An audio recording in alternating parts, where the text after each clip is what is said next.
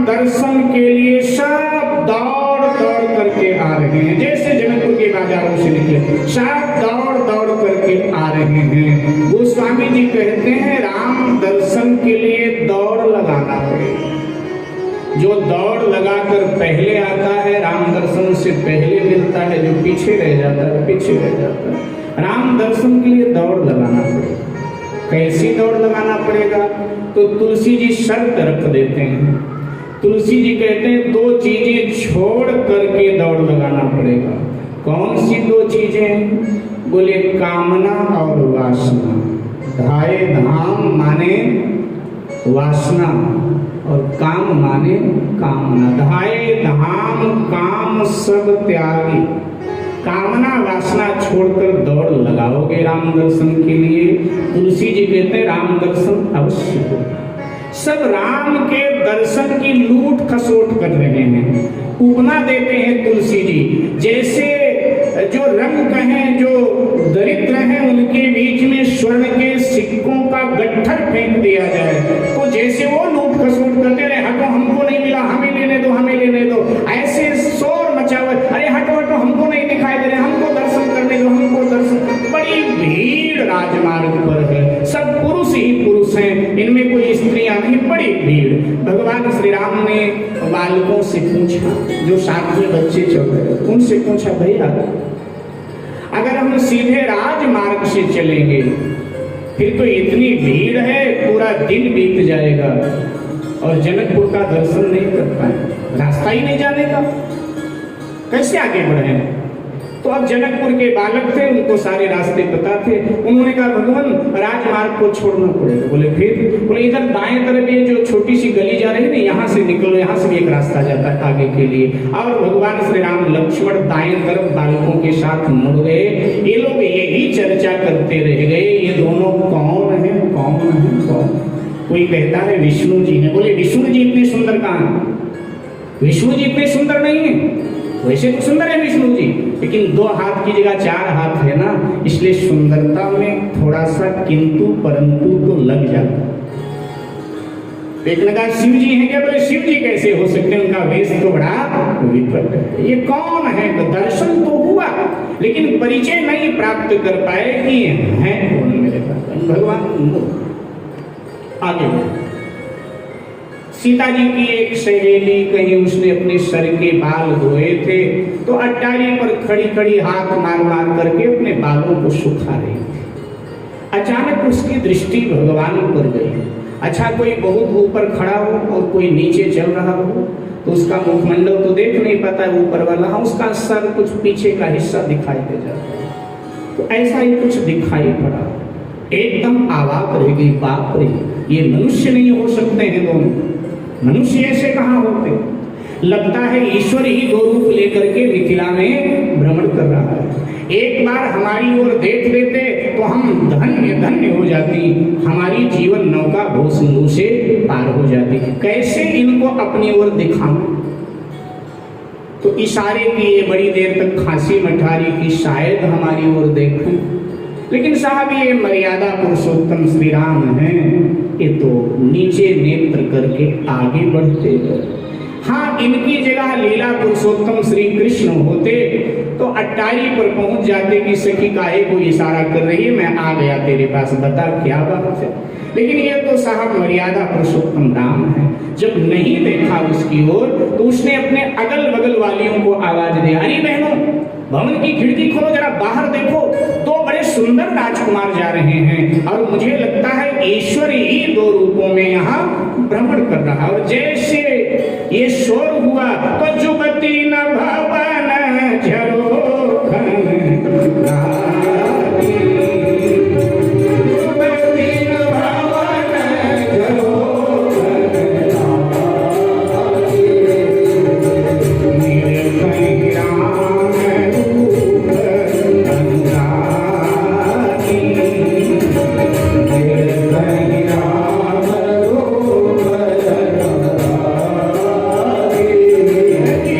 मेरे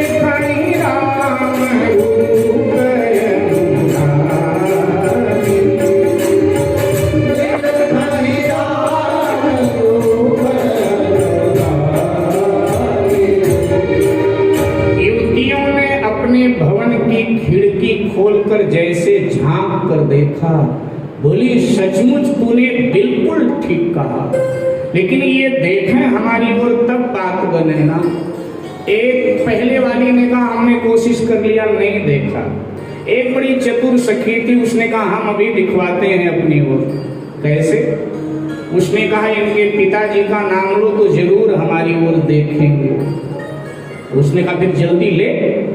उसने कहा हम इन दोनों को जानती हैं, ये दो दशरथ के ढोटा, मिथिला की भाषा में, हमारी आपकी भाषा में बेटा, ये दो दशरथ के ढोटा, ये दोनों महाराज दशरथ के पुत्र हैं। जैसे ये आवाज लक्ष्मण जी के कान में गई, भगवान के कान में तो गई लेकिन वो मौन रहे, लक्ष्मण जी के कान में आवाज गई तो लक्ष्मण जी पीछे चल रहे थे, एकदम बोले प्रभु ये सखियां तो हमारे पिताजी का नाम जानती हैं, लगता है पूर्व परिचय किए हैं, चलो थोड़ी देर बैठते हैं, जलपान करते हैं, फिर आगे बढ़ेंगे।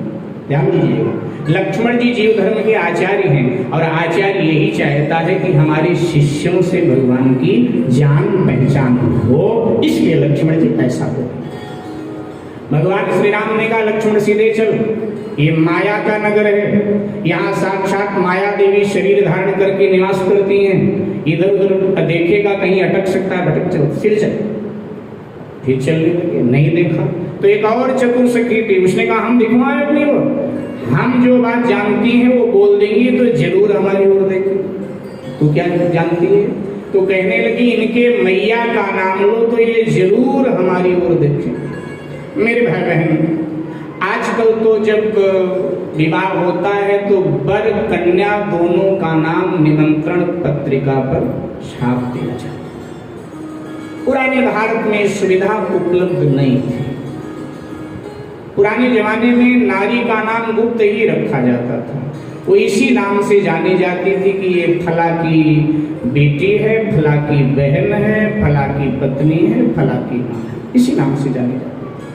जब बड़ा खोजबीन करना पड़े, कोई सरकारी काम आ जाए, कोई जरूरी काम आ जाए, तब खोजबीन करना पड़ता था, फला महिला का नाम क्या है, उनका नाम क्या, जरा पता करो।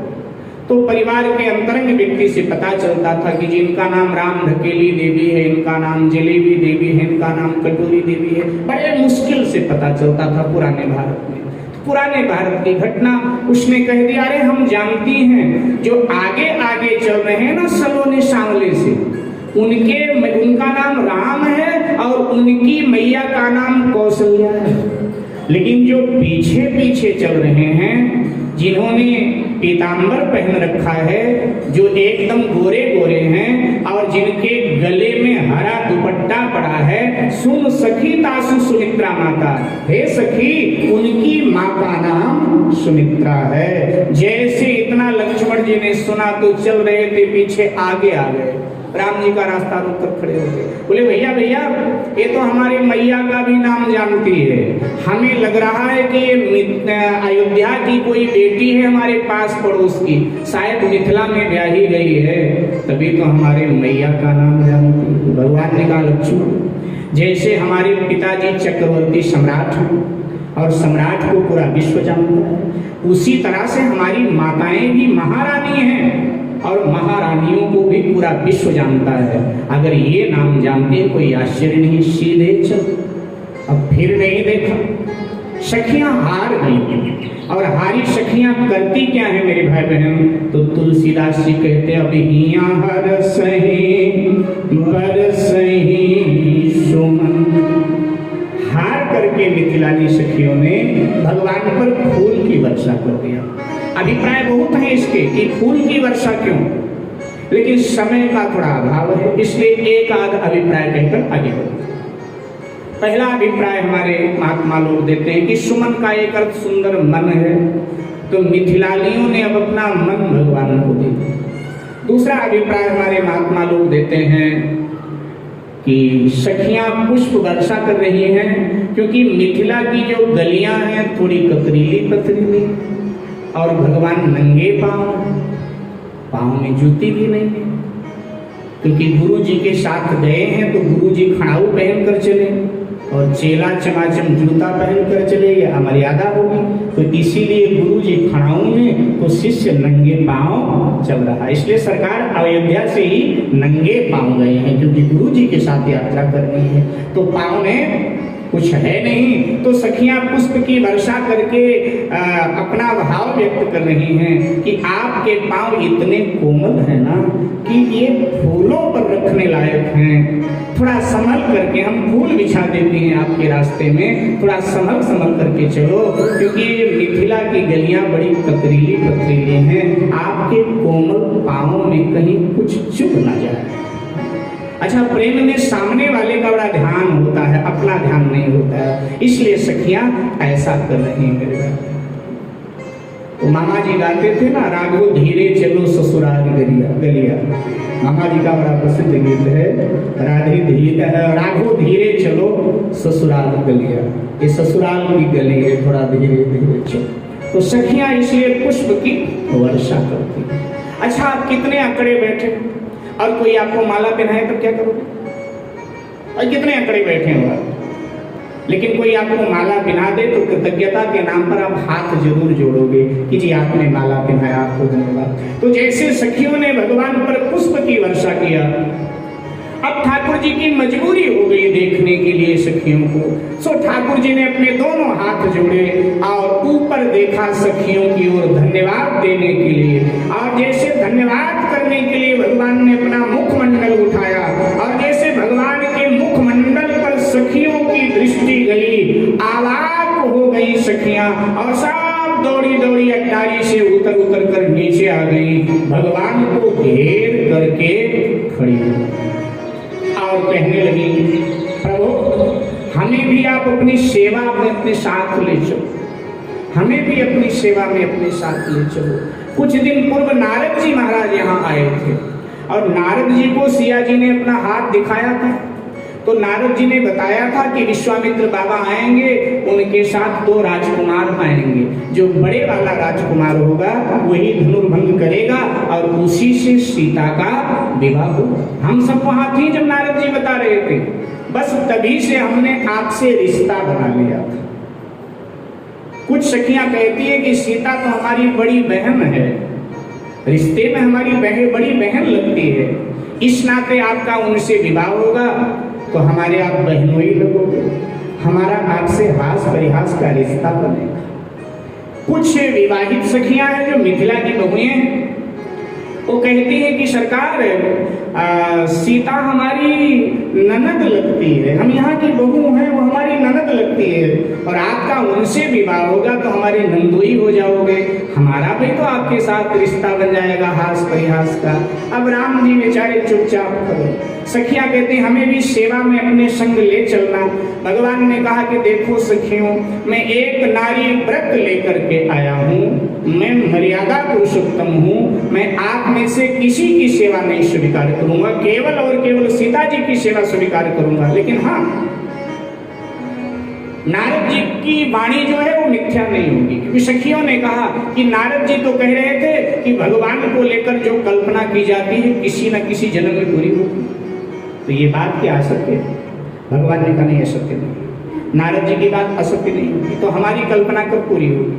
हमने तो एक कल्पना किया था आपकी सेवा।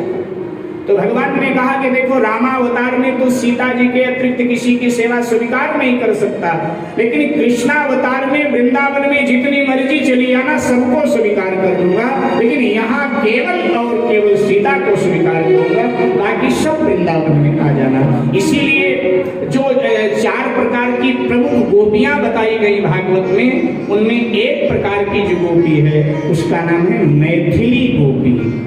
मैथिली गोपी कह करके कृष्ण चरित्र में उनको सम्मान दिया गया है। मिथिला की सखियां भी गोपियां बन करके वहां पधारी। तो ये चर्चा हो रही है। उधर मेरे भाई बहन, आज ही सुबह के 4 बजे मिथिला में एक डोली आई थी, एक नई नवेली दुल्हन बनकर मिथिला में आई थी। तो जब ये हलचल सड़क पर थी तो उसने अपने भवन की खिड़की खोली कि हलचल कैसी है सड़क पर। तो जब खिड़की खोली और देखा बाहर की ओर, तो सरकार का मुखमंडल उसको बिल्कुल ठीक ठीक दिखाई दे रहा। तो जैसे सरकार का मुखमंडल देखा तो अपने आप को भूल गई, आंखें खुली, मुंह खुला, आंखों से अविरल प्रेमाश्रु बह रहे हैं, भूल गई। इतने में साहब उसकी सासू आ गई, और सासू ऐसी हालत में आए तो आप सबको पता ही क्या होता। पुराना भारत था। सासू ने देखा कि आजे विदा होकर आई 4 बजे, और आजे ताका झांकी तो सासू ने एक तमाचा उसके गाल पर लगा दिया। पुराना भारत था। पुराने भारत में सासू की बहुत चोट, तमाचा लगा देती थी अक्सर सासू, और बहू रानी चुप हो जाती थी, क्रोध होकर के कोई शिकायत नहीं करती थी, कहीं कोई शिकायत, चुप। लेकिन आजकल जमाना बदल गया, कहीं कथा में सुनो और तुम भी आजमाओ, गलती मत करो। आजकल जमाना बदल गया, आजकल बहू ही सासू को धमक देती। अब सासू बहू को थप्पड़ लगा दे तो बात समझ में आती, बड़ी बूढ़ी है और बड़े बूढ़ों का काम होता है, हमसे कोई गलती हो जाए हमारा कान पकड़ लेते काम होता।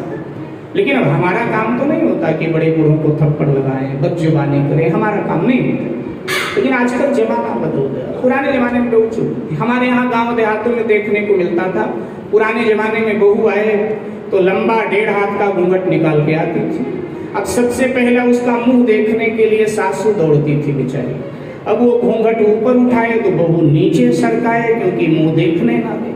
तो रीति के अनुसार सासू पहले से दक्षिणा तैयार रखती थी, कोई तगड़ा सोने की माला, हीरे की अंगूठी या तगड़ा नोट का बंडल बहू के हाथ में थमाए तो फिर बहू राजी हो जाती थी, और राजी होकर के बहू धीरे से अपना मुख खोल देती थी। सासू दर्शन करती थी, नजर उतारती थी। सासू खड़ी रहती थी, बहू बैठ जाती थी, और बैठ करके सासू के दाहिने पांव का अंगूठा पकड़े, बैठे बैठे सासू खड़ी और दाहिने पांव का अंगूठा पकड़े और बार बार माथे में रगड़े, अपने लगा। और सासू बेचारी बहू के सर पे हाथ रख करके आशीर्वाद की वर्षा करे, तू दूध हो नहाए, तू पूतो फल, तो क्या हो, तो क्या हो, न जाने क्या। एक बार एक महात्मा जी से किसी ने पूछा कि महाराज ये बहुएं आते ही सासू के दाहिने पांव का अंगूठा पकड़कर बार बार माथे में क्यों रगड़ते हैं? बोले वो आकर के बताती है कि इस परिवार से, इस घर से अब तुम्हारा पांव उठ गया, आज अब जमने नहीं दूंगी, मैं आ गई, इसीलिए ऐसा। 6 महीने बीता, दोनों का झगड़ा हो गया सासू का। तो सासू ने कहा खबरदार मेरे सामने बता के खड़ी हुआ कर, मैं तेरा मुंह नहीं देखना चाहती। तो बहू ने कहा मम्मी मैं पहली बार आई थी तब आपने रुपया देकर मेरा मुंह देखा था, हीरे की अंगूठी दिया था, अब तो हम फ्री में दिखाए गए फिर भी आपको परेशानी हो रही है। तो पुराने भारत में सब हो जाता था। एक थप्पड़ मारा, बहू को थोड़ा शरीर की अवस्था का भान।